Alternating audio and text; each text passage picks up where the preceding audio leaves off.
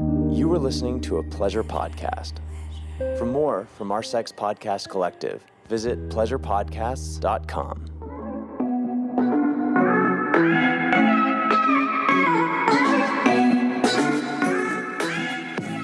Hello and welcome back to the Horny Housewife Podcast. I'm your host, Jordan. Today we're talking about Aftercare, what it is, what it looks like. It's not just for kinky BDSM couples. Yes, that's probably where you've heard about it. Much needed and appreciated, essential in my opinion. But for every couple, what could that look like and why it's important? So there's that. We've got 4 listener questions and some heavy hitters, finances and marriage, what that looks like when one person really struggles to talk about money, like the yin and yang of it all, but then how the hell do we move through this? Do I need to make more money? What if I don't make more money? All the things, a lot of couples, finances are a big point of contention, so let's talk about it. And many other things. So before we get into that, I want to have an uncomfortable conversation. Let's try to make this not uncomfortable at all. But we have to bring it up. But I have to come from a place of neutrality, unfortunately. It feels like I have to for some reason. I guess I don't have to. But that's the way it feels for me. And if that changes, I'll let you know. I don't know about you, but if you live in America and you're on social media or the news happens to be on, I don't really watch the news in my home, but social media, right? You're going to get served something, right? It feels like it's bad news and then more bad news and then bad news and then sad news and then horrifying news and then confusing news. And it can be quite a mind fuck. And for certain personalities and people, it can be just so overwhelming. And I have to remember just to protect my energy. And what I wanted to remind everybody else is that the biggest impact, most likely the biggest impact you have is behind the 4 walls or the 1, 2, however many fucking walls that surround you with your family. Okay, that's where you're going to have in your community, in your home, with your people. That's where we're going to have the biggest impact. So if anybody else is feeling powerless or just very cynical, very paranoid, confused, you're not alone. You're not alone. And if you feel angry, valid. But if it makes you hate people, like not the 0.01%, not them. Like we can hate them, okay? Because like what the fuck's going on? But if you've got hate in your heart and it's towards people that you think don't think like you, and you think this is like their side or our side. And I don't mean the government versus us. I mean like parties. If you think this is a party thing, it's much, much, much bigger than that. And I think by the people in power in the world keeping us divided and arguing with one another is the whole point. It keeps us weaker and not united as we the people. So try to remember what we can do at home, what we can tell our children, the next generation, what we can be to our friends and family, how we can show up. And what my therapist said was, if I feel called to do certain things that make me feel empowered, then do them. And so I guess in a way, me just sharing that, just saying, hey, This gets me down and out sometimes and makes me feel like shit, and it makes me sad, and I feel hopeless, and I feel powerless, and I feel validated in a way, like, so much for a conspiracy theorist, Jordan. It's all true. It's all true. So in that way, I feel a little validated, but in other ways, I feel consumed with hopelessness. And that isn't a way to live. Like Courtney Cook says, we ain't stressing about it. We don't want our kids to see us just in fear. And when all this messaging is fear-inducing and just gets you down, you gotta be on guard and go, I'm responsible for protecting my energy. And that while I consume all my thumbs or the scrollers, while I consume all this, I'm allowing it to affect me. So put it fucking down and play cards with your kids. Play a board game with your family. Go on a family bike ride. Go do something together and put these devices that have become extensions of ourselves away. I want to encourage everyone to listen to long form content. Thank God for podcasts. And quit destroying your brain with short form content 24/7 and clips of negativity that just bring your vibe down. Choose your peace, protect your energy, and go love. Go love and be loved. Okay? So that's all I'm going to say. I love you all. Holy fucking shit. The things I wish I could say. The recaps I wish I could do. Candace Owens. The recaps I wish I could do. Some people are like, why don't you have some recaps and save them for the end of the episode? If I get 50 people that tell me they want me to do a CO recap at the end of episodes, I will. Out of 40,000 downloads, I feel like you should, if I got 50 of them, I would know. That's a very small amount of people who would want them out of who listens. But people, sometimes you ask for that and it's crickets. So know your audience. Know your audience. I love you. I love you. I love you. Okay. Are we ready? Are we ready to just dive on in? If you're listening, you can watch the show on YouTube. You can watch it on Spotify. Even if you don't watch, please just go to YouTube and click subscribe for me. Pretty please. If you want, push the bell, but just subscribe for me. It would help so much. Zanko. If you want to follow me on social media, go to @THHpod on Instagram, on TikTok @THHpodcast. You can find my Patreon and write in at thehornyhousewifepodcast.com. Let's dive in.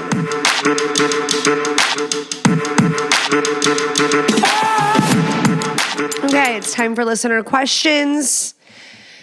We got 3 questions. One is a 2-in-1. There was 2 questions, 2 totally separate questions, but they were both really good. So I'm like, we're just gonna do them both. So let's dive in.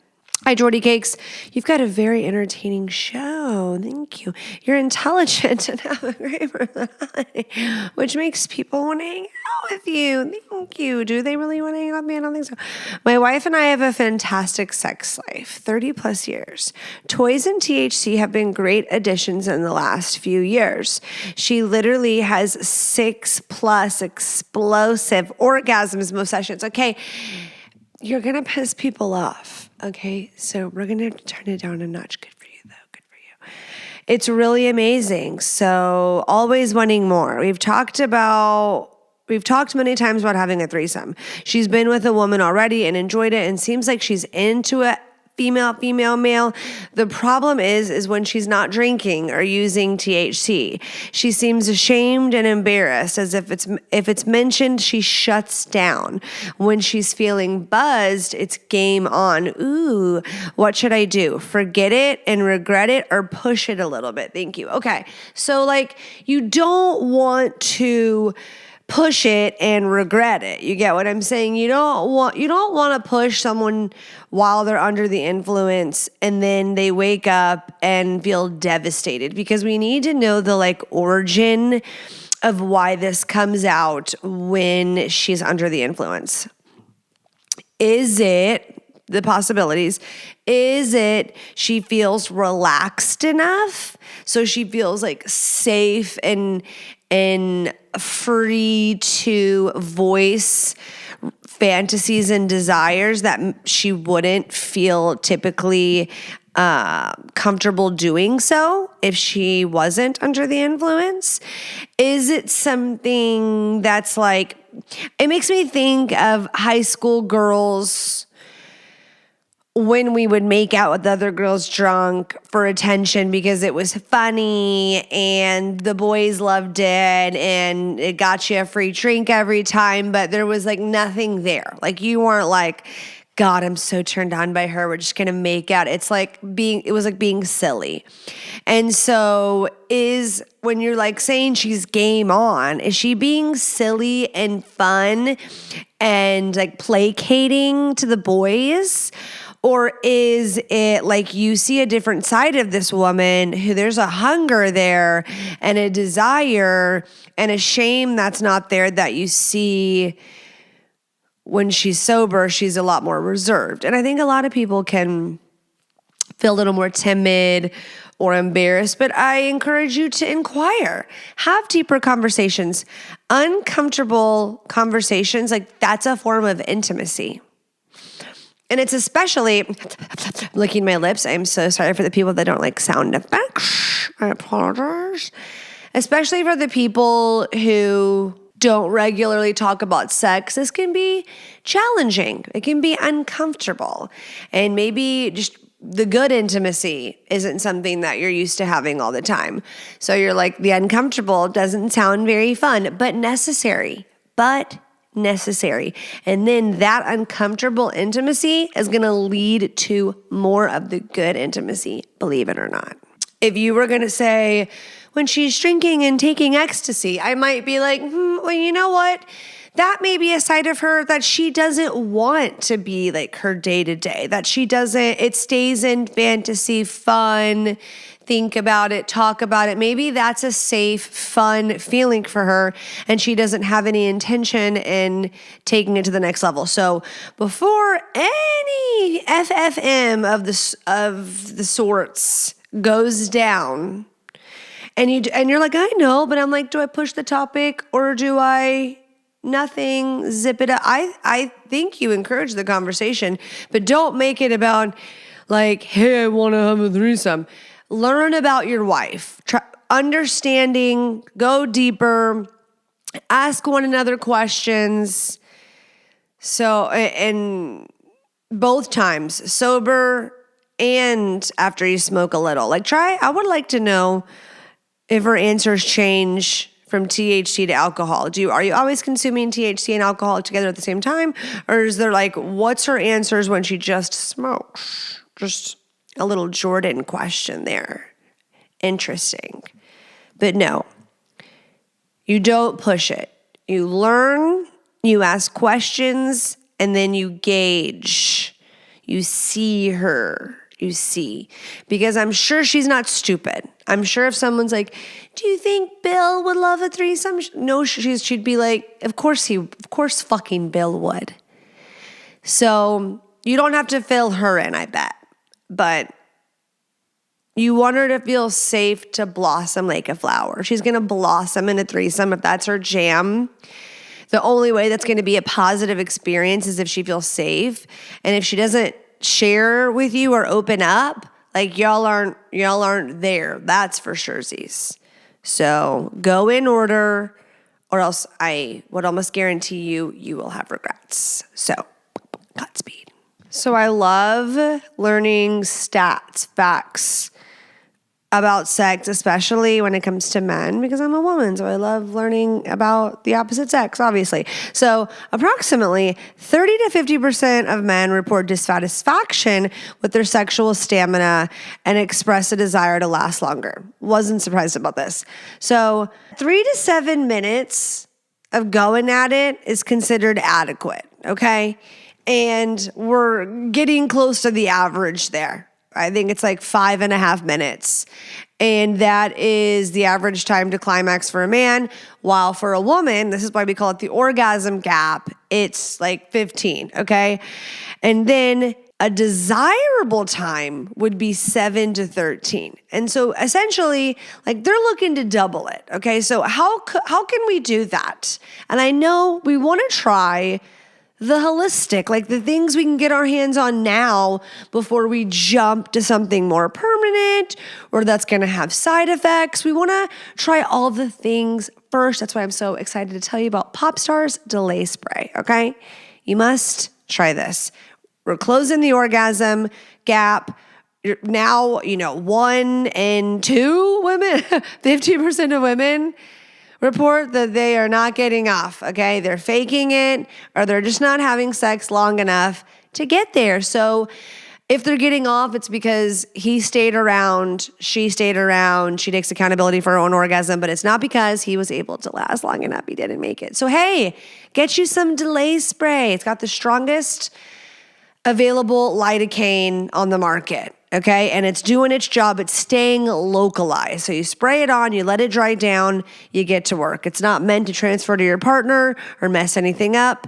It stays doing its job. You enjoy your hot sex. You go longer. She's enjoying it. You're a winner. She's winning.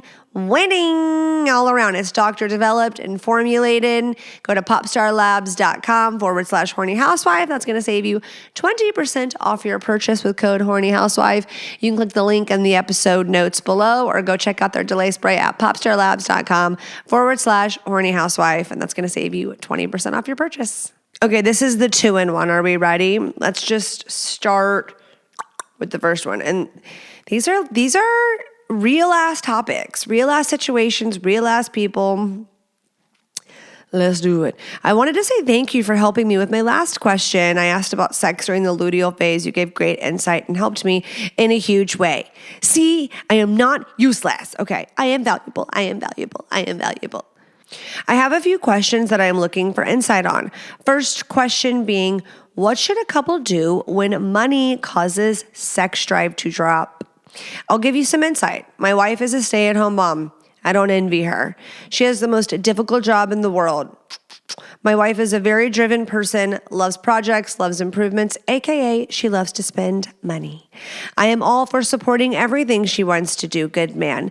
I make a good living overall. There are times when I have to budget and I can't just constantly say yes. Understandable. This seems to be a big issue for us because of past trauma for her in a past relationship. I'm not laughing at that.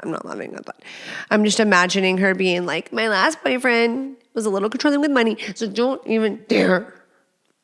If I bring up the topic of money, I can expect her to shut down and get upset. While I acknowledge and validate the experience that I don't even know of, her trauma in the past and how that impacts her and that there are things that trigger her, it is her responsibility to work on that trigger so it doesn't impact her current relationship, because the inevitable is you're going to have to talk about money. I don't really know how to handle the realities of having to save money in a relationship. I can always push myself to make more, but then I'm around less and the stress that comes with that. I try to stay balanced. I am by no means cheap. I'd say at times I am living outside of my comfort zone. I try to see everything from both sides. Okay, well, bless you for seeing everything on both sides.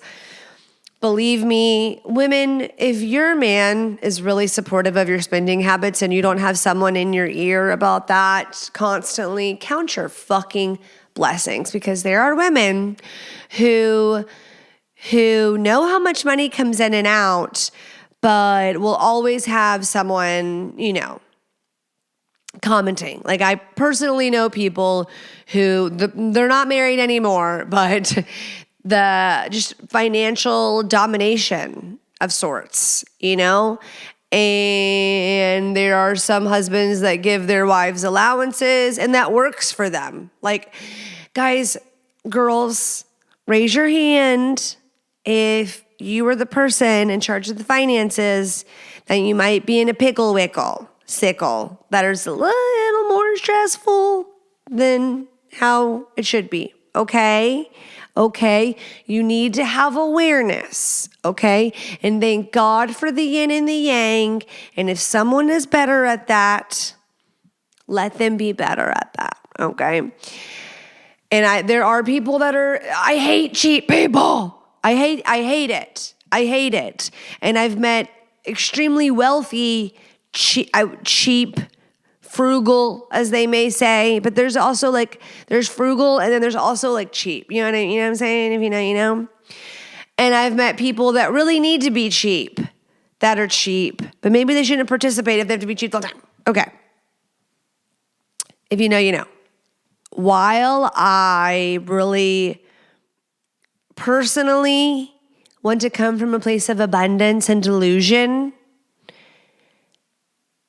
it's because I have the ability to come from a place of abundance and delusion. And there's two people, one that's, more in logic and grounding. So you have to have a balance, right? There's got to be balance. If you can't get swooped up. There are couples where husbands have not been able to say no, or they say yes too much, and then they're filing for bankruptcy because they got in over their head. So some people don't have the ability to go just perform and increase how much they earn, right? They're in corporate and they have a salary and it's there's only X amount of room to earn more. While there's some people who work in sales or they own their own business or more incentive, I don't know, and they can earn more.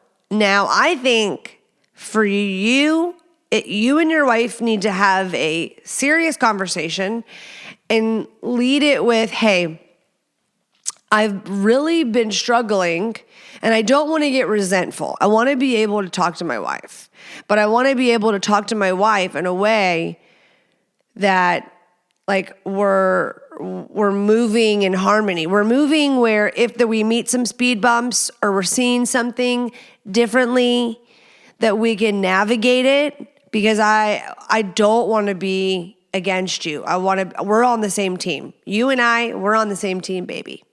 When you say these things, it gives the woman such a sense of safety.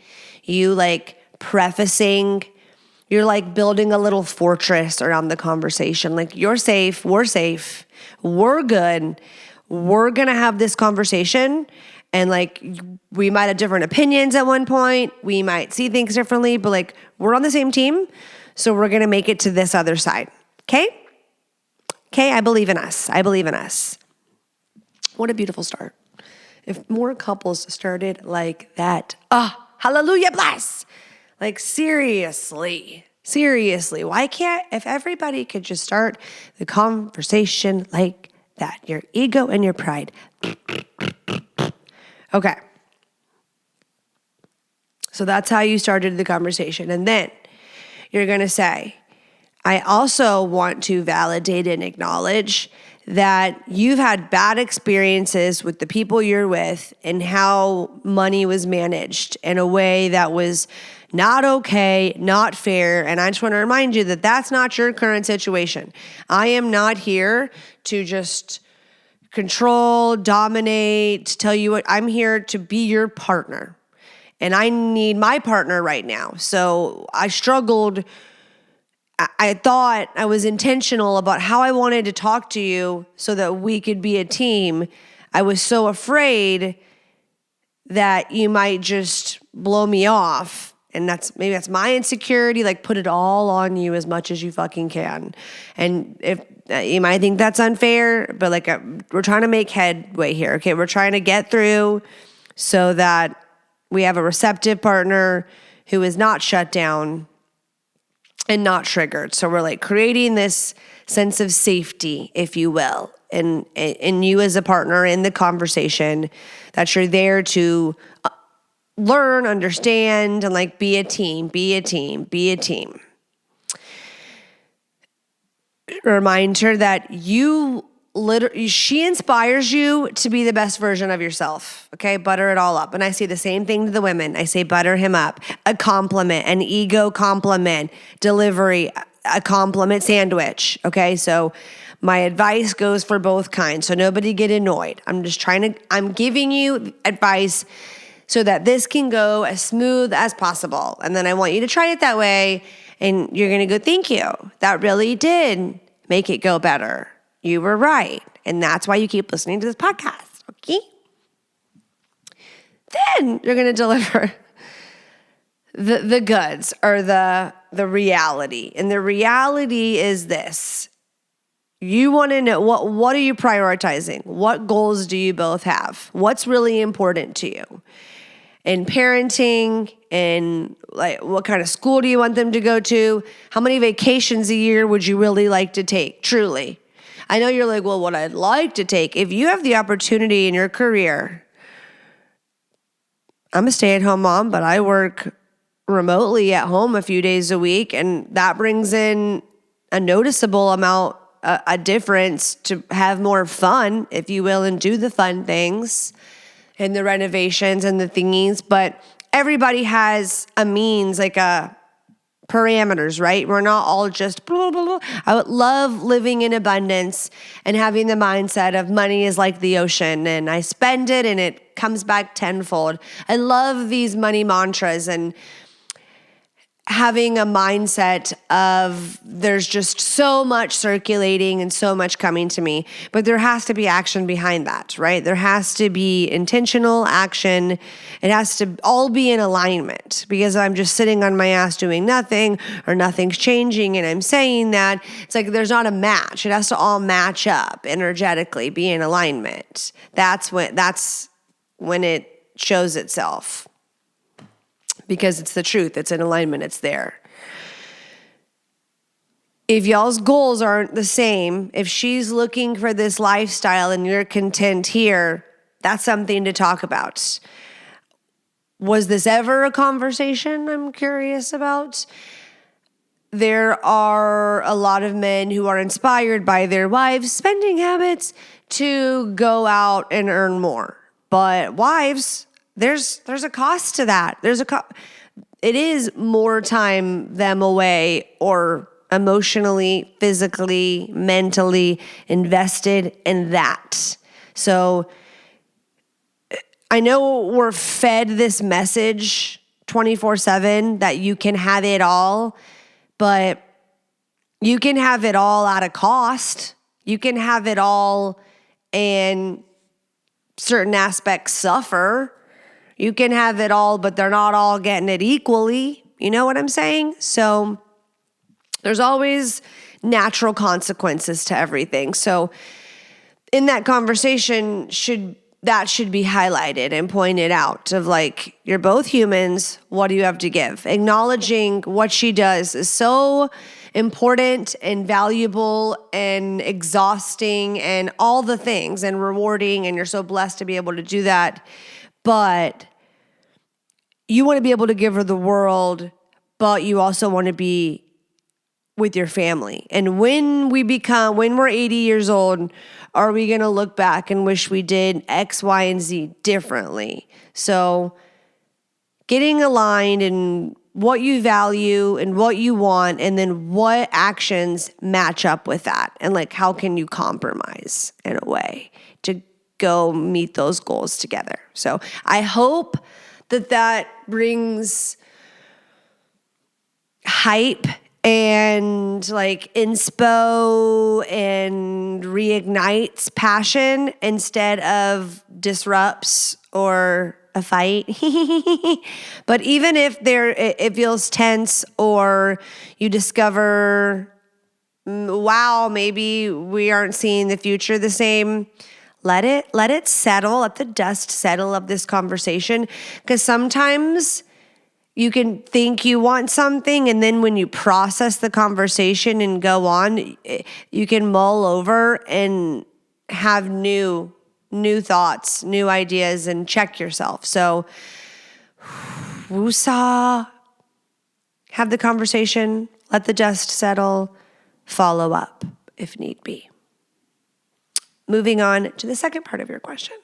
A lot of my favorite bedroom things can be interchangeable, but something that is tried and true, and I'm talking years, I tried it and I never went back, was Uber Lube. And that is the case for everyone that I know that is just like me, and Uber Lube is the GOAT. It's the greatest of all time. What I commonly hear is words don't do it justice. You just got to try it and become a believer. For me, I didn't really give a fuck about lube, or just lube wasn't changing the game for me. I knew, like, okay, your asshole is not self-lubricating. You need lube for it. But a lot of them kind of ended up being disappointments, or like I had to reapply, or I didn't like sticky residue that it left, or I wasn't crazy about the ingredients. And for a long time, I didn't even know about that parabens and petrol, whatever, all these things were bad for you. And now I understand, I give a shit about that. I give a shit about that. Lube really is the key to maximizing pleasure. And I want something that I don't have to keep reapplying, ideally. And I would like it to be tasteless. I don't want a fragrance. I don't want a residue. I don't want to feel like I have to wash it off. And with Uber Lube, that it's everything and more. It's multi-useful, okay? This is not, you don't want to wash it off. You want to put it on, okay? Think of like the dry spots on my elbows where I chafe. It's silicone based. It's basically silicone with a splash of vitamin E, okay? Put it on scars, put it on my hair frizzies. I love it. I love it. I love it. I love it. It's body safe. It's for everyone. Thousands of doctors recommend Uber Lube as their go-to solution for patients experiencing dryness, and their simple ingredient list make it widely used by people with sensitive skin and people that are sensitive to other lubricants. Uber Lube definitely makes skin feel like skin. Like it's not getting in the way or making things feel weird or different. This is the experience I'm looking for. I want it to feel like it's maximizing what already works and feels good. It just makes it better. It's not ruining it. It's not taking away sensation. No. Go to uberlube.com, go see what I'm talking about, see the most beautiful, aesthetically pleasing bottle, the perfect pump that dispenses the perfect amount. I'm a 5-pump girl. Uberlube.com, or click the link in the episode notes below, uberlube.com, and use code HOUSEWIFE. That's going to get you 10% off plus free shipping. Again, that's code HOUSEWIFE at uberlube.com. Second question I have is from yesterday's episode. Okay, 2/2/26. So they wrote in on the 3rd. Okay. I was curious if the topic could be explored more because this topic comes up for me personally a lot. It was brought up that sometimes guys struggle to finish because their focus is too much on their wives' pleasure. I don't think I struggle to finish personally. My issue is that my wife will say, "You're focusing too much on me." In my head, I'm like, how is that a problem? I'm struggling to understand when I listen to these types of podcasts and women are wanting to focus on their pleasure. Then in reality, it's like, I want you to focus on your pleasure. Not going to lie, this is a mind fuck. I operate on the premise I learned a long time ago that she comes first from the book of the same name. I was curious what this all means. If I were to focus more on myself, it's bad because I'm being selfish. Says who? Says who? Who said that? Who said that? That book? Who said that? If I were to focus, no, it's the men that need to be told that, or the men that need to be told that. But the reverse, I'm not focusing enough on myself. I receive great pleasure from getting my wife off, and I express that to her, but she doesn't get it. I know these are two largely different topics. I'm interested on your perspective when you get a chance or you feel inspired by either one. Both. I was inspired by both. Okay, so interesting. But yes, there's so much feedback. And like that, it's a mind fuck to everybody. It's a mind fuck to men in relationships. It's a mind fuck about sex. It's a mind fuck to moms, all the parenting advice. It's a mind fuck to the relationship advice. It's a mind fuck to women, to girl bosses, to everything to everybody. There's so many perspectives. This one's right. No, this one's right. No, that one's horrible. Just put it down. Go outside. Just go outside. Mind fuck. Now, the men that need to be told that they're being selfish in the bedroom, that's not on their feed. That's not on their algorithm. So it has to be sent to them. So don't worry, it's not you. If that's on your algorithm, like you're giving a fuck and trying to be better. Now, if it checked you and you're like, oh, wow, like, I am finishing first and not really caring if she gets off. I haven't asked her when the last time she came was. Then it's like the video is eye-opening. That video wasn't eye-opening. You were like, yeah, of course I know that. Because you're not a selfish lover, it seems. And that is a wonderful, beautiful thing. But I'm going to shoot you straight like a sister because that is what I do on this show. I think a lot of people wouldn't even tell you this answer probably because nobody likes hurting people's feelings. And this isn't going to hurt your feelings. Maybe it's going to hurt your feelings. But probably the truth is, you're like, spit it out, Jordan, spit it out. She might want you to fuck her like you're using her. She might, and not every time. If you did that every time, she'd be like, where is my loving husband? I want you to make love to me. It's not about not being that. Like, she loves you. She's obsessed with you. She married you. She married that sex, that dick. It had to be good. That was the one thing. They'll pick all the other giant fucked up shit, but of course the sex is going to be good if you're going to marry them. Okay. How old were y'all when y'all got married? Anyways. She's probably looking for a time where you touch her in a way that you're not giving a fuck if you hurt her or are being too rough. Push her against a wall, rip her shirt off. She wants to see you hungry. And believe me, if she didn't have, maybe she's not realizing it, but if she didn't have, this will kind of be like mildly toxic, just like good advice to get her to miss that softer side of you is being this other side of you. Tap in, find it. I know you can. I believe in you. And bake it till you make it, maybe, but you'll kind of feel it if you're faking it. Don't want to mind fuck you. Don't want to feel pressure. No pressure. It's kind of like the predictable is boring thing, where if you're doing it the same every time, even if it's men being like, they're gonna make sure you get off. And that's what we want. We don't want anything different. But if you're married and you know that's your person, you're not dating, it's like, it still becomes predictable, right? If there are some men begging for a wife who sucks their dick, that's all that they would give anything to get a blowjob in their marriage.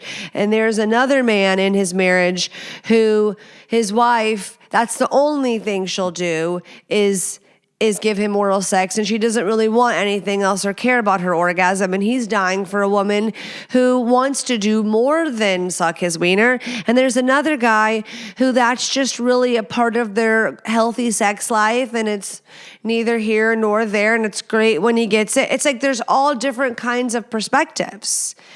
And that's why hard is relative, right? And why people would get in fights and get very angry at each other if they knew what everybody was bitching about in their marriage, because someone would be like, you should be so appreciative you get that. But it doesn't matter, because when you're in your own little world, it can feel all consuming, and that's your perspective.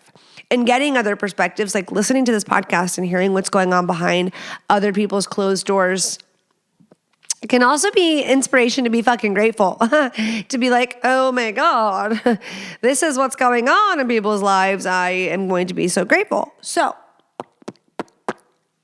you've got the character part down. Like we don't need to, you're not all fucked off and we're like, selfish man needs to remember that she needs to get off too. Can you stop fucking her like it's just for you? Like, whew, like perfect. You've got the perfect framework and the foundation.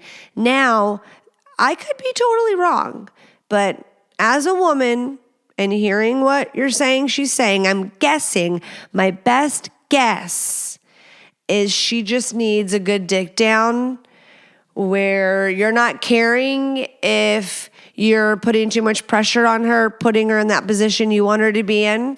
You're not caring if it's comfortable for her or not.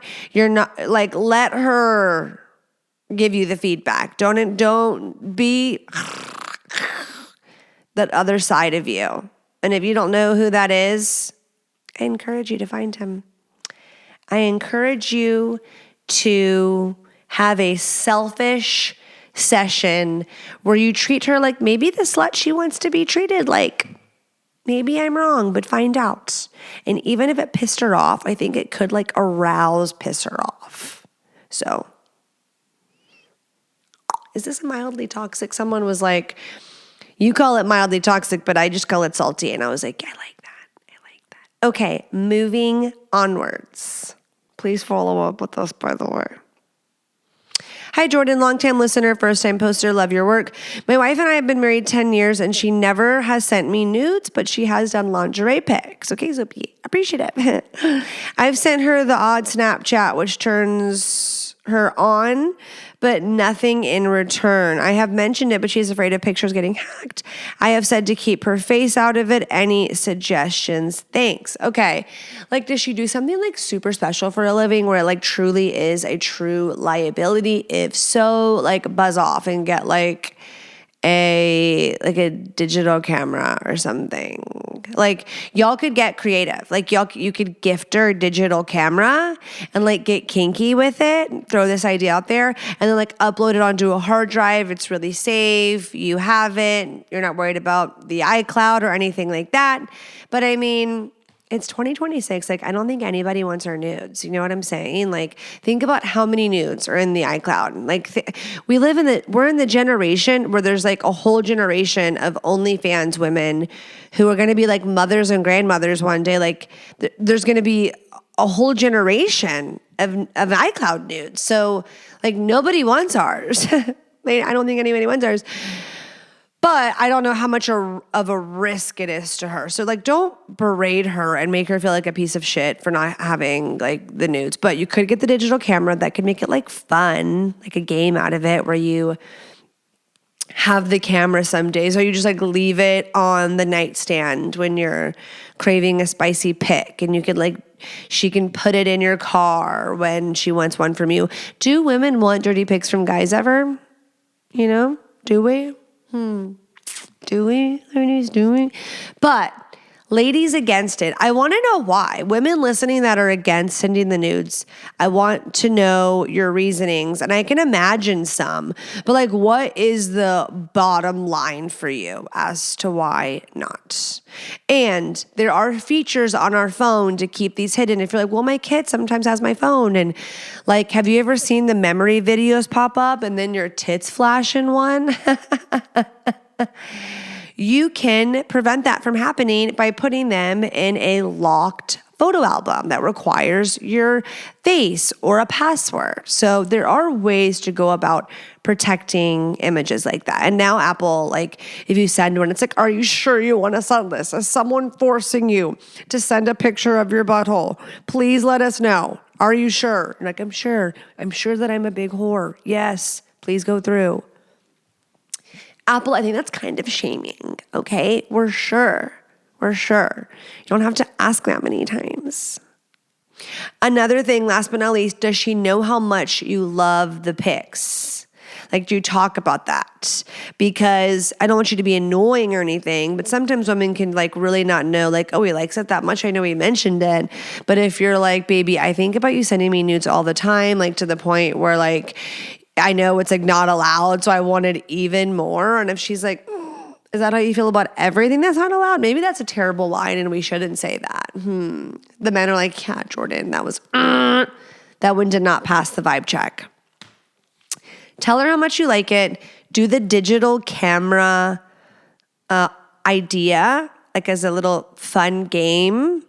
And then like give her a freebie of like, well, what sounds fun to you? Have you had any like desires or fantasies that you want fulfilled while you fulfill my dirty camera ones? Like, should we make a naughty video? And inquire what feels so bad about it. Is it not just a risk thing, but maybe that's her excuse, but she actually feels really self-conscious? Or do you know, can you gauge her self-esteem? If that's an absolute no, then there's something like, it's probably her job or what I've talked about before. But if you're like, no, actually she's like pretty freaking insecure and that tracks, then all you can do is be supportive, a good safe space for her and her hype man. Do not bully her into taking the pics. And if lingerie pics is all she feels comfortable in, offer to buy her a boudoir photo shoot. And usually those photographers find her a female boudoir, is that how you say it? Photo shoot.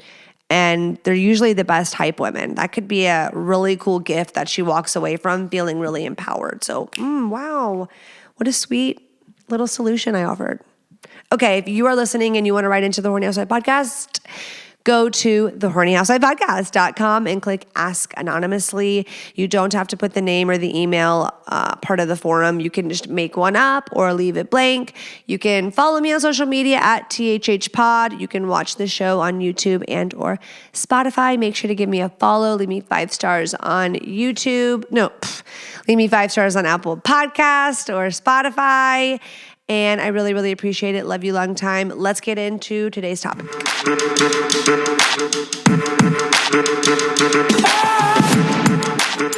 Okay, ladies and gentlemen, we're talking about aftercare. So you usually hear about aftercare in regards, maybe you don't know what that is at all. It's the time after sex. So I always say, have this conversation during pillow talk. Well, what if you're like, Jordan, after sex, he gets up and pees. He might bring me a towel or toilet paper, give me a kiss on the forehead, and be on his merry way. And like, I've never really seen an issue with it. Like, whatever.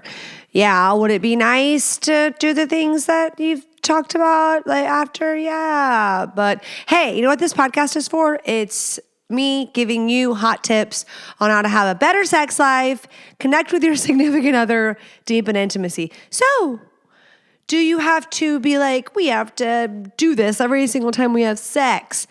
No. If you want to incorporate this and start incorporating this where you're more intentional of like how you spend your time the 5 to 15 minutes after sex, yeah, and that's aftercare. So maybe it does become a new thing. Maybe it's you're intentional, like once a month, you make sure to spend 30 minutes after sex connecting. Now, if you're a couple who you are like, we're pretty freaky, like we're pretty kinky, BDSM, power dynamic, then you've definitely heard of the term aftercare. If you're in the BDSM world and the importance of it after, especially if you're into like sadistic humiliation, like stuff that can affect the psyche in any way or be rough. You know, now it's time to remind and show tenderness, gentle, safety. And obviously, if you're a couple participating in that both consensually, it sounds like you feel pretty safe with your significant other.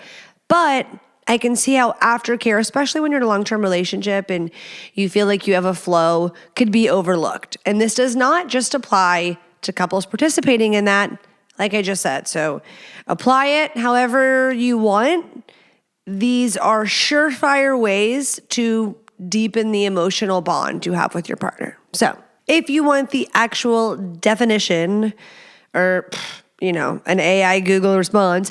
Aftercare connects partners after sex through intentional, gentle, and nurturing actions that foster intimacy, comfort, and safety. So effective practices include cuddling, sharing water, pass the water bottle, snacks, quiet combo, emotional validation. So pillow talk in a way. So let me tell you some ways that you can wind down with your partner and strengthen emotional bonds. So there's physical aftercare for connection, and then we will get to emotional, physical, cuddling, hugging, spooning, lying together, skin to skin. And this isn't just like a great idea. There's proof that this creates oxytocin. So boost it, and it feels real good. Especially for women, we're already on that high. That's what makes you feel connected, whereas men don't. I don't think you produce oxytocin when you have an orgasm. Doesn't like vasopressin make you feel connected? I don't know, but just do it, okay? And your wife's really gonna love it. Nourishment, water, tea, snacks help rehydrate, replenish. There's a saying, make him a sandwich. There's some science backing that as well. And she wants a snack too. So having something that you cuddle butt naked and have a little snack, you actually feel better, okay? You actually feel better. Comforting rituals, maybe giving a back rub, massage, stroking hair, applying lotion. I think like washing the other person. Oh, that was the next one. Showering, bathing. So you should shower, bathe, then massage, lotion. Like if you just had like an oil session or there's cum anywhere or you're sweaty and gross, showering together, washing one another, like a way to end on a high note. Temperature control, ensuring the room is warm. Offer a blanket, get cozy clothes. Emotional aftercare. Communicating. This is the pillow talk. These conversations, after you've had a sexual experience, you're already feeling closer. You've already been vulnerable and connected. You've had a pretty good time, okay? It's like pizza. It really can't go wrong, right? Okay? You know what pizza's like, and you love it. And there's all kinds of pizza. And sometimes the pizza's like way better than other times, but like for the most part, you're down with a fucking pizza, okay? Or whatever food you want to apply that to. But after all those good hormones, what chemicals in your brain are doing their thing, and you're getting back to, you're in this mindset, kind of like the rosy glasses. You're in a heightened state, and sometimes this is the perfect time to have a conversation, not to hit them and just make it crash, but to maybe get vulnerable and share good feelings with one another. Connect. This is when you could bid for connection and you come together and it be that more meaningful. Non-sexual topics to reconnect.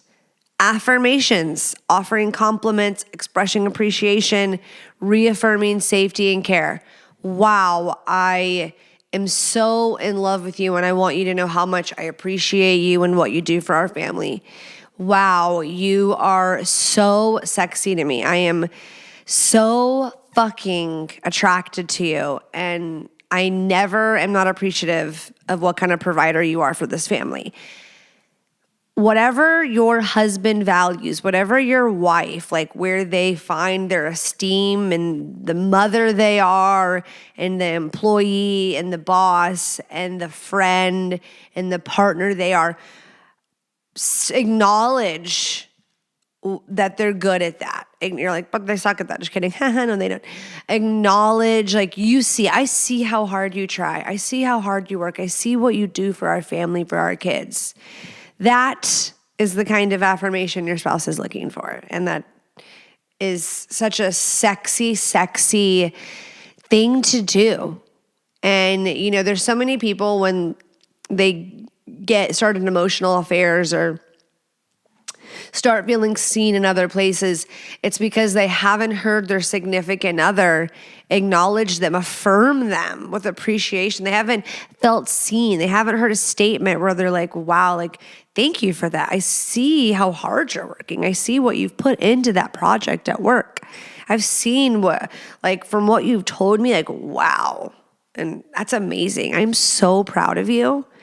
You know, you want that. You want that. And you don't want it to be where they hear it other places, but they don't ever hear it from you. No, bad, naughty. Checking in, ask what feels good, what they need, and how they're processing their emotions. You know, sometimes we'll like talk really dirty during sex, and we'll say things that you're like, I know them well enough that like that's not going to happen in real life, but we have a fun time talking about it.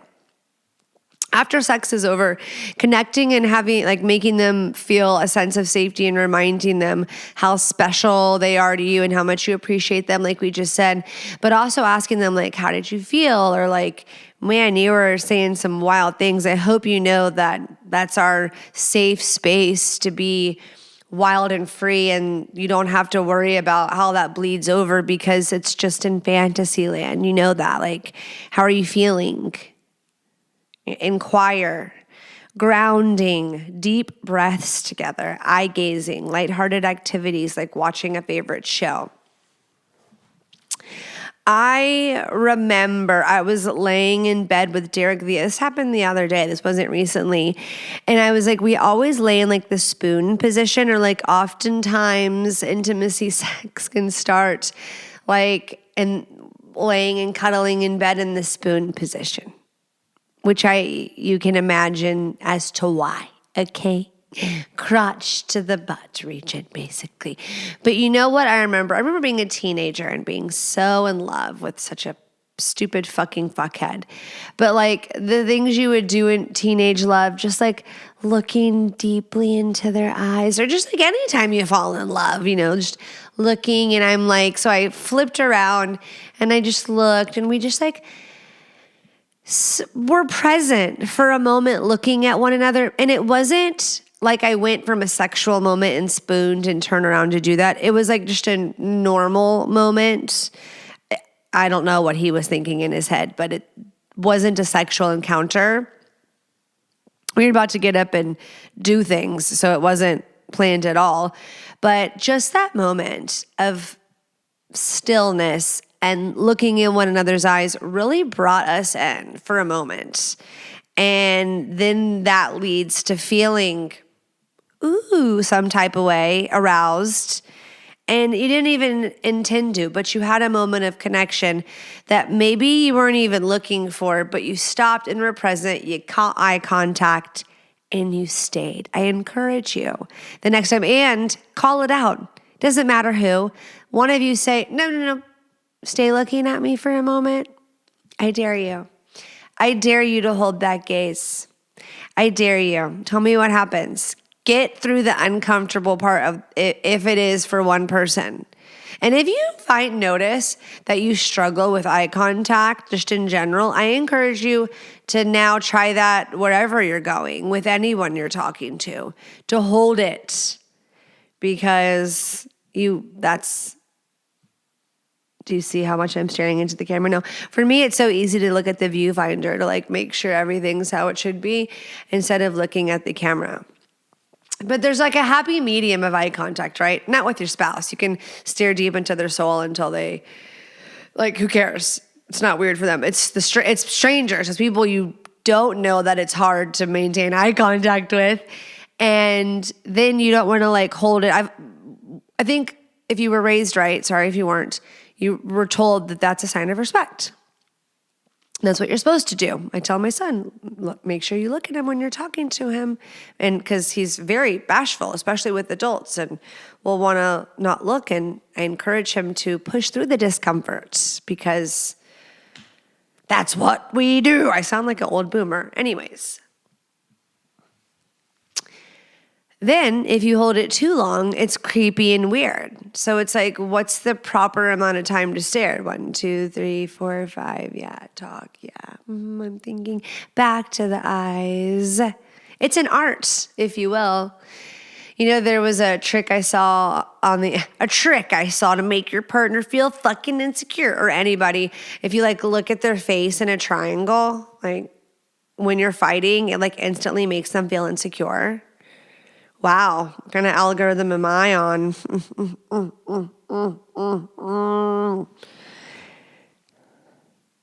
Okay, back to what we were talking about, grounding. Breath work, if you're a tantra person. And it says lighthearted activities like watching your show. Please don't jump right into just flipping the TV on. That's grounding. Let's get to that. That'll be the last tap out of Aftercare. Important tips for success. Some people want quiet, others want talk and touch. So all of these Aftercare styles are going to be dependent on people's personalities. So maybe these don't sound appealing to either of you. You're that's not our jam. Our jam looks like this. It's not a one size fits all. But if you could find one way to connect out of any of those I listed, I'm sure something, and then putting that into practice. Be present. The goal is to avoid abrupt separation, creating a safe transition from intense intimacy to normalcy. So the whole point is just to be united for a little bit instead of having this moment and then back into autopilot. Next week, I want to talk about attachment styles, but not just the typical of what you hear, not anxious and avoidant, more so fusion, a fused couple, and then it's differentiated couples that live life more separate. I'm taking a Beducated course right now, learning about this, and so want to dive a little bit deeper. So if you like the show, leave me 5 stars on Apple Podcasts. Leave me a rating on Spotify. I appreciate it so much. Make sure you're subscribed and following the show. If you want to write in, go to my website, thehornyhousewifepodcast.com, and I will see you all next week.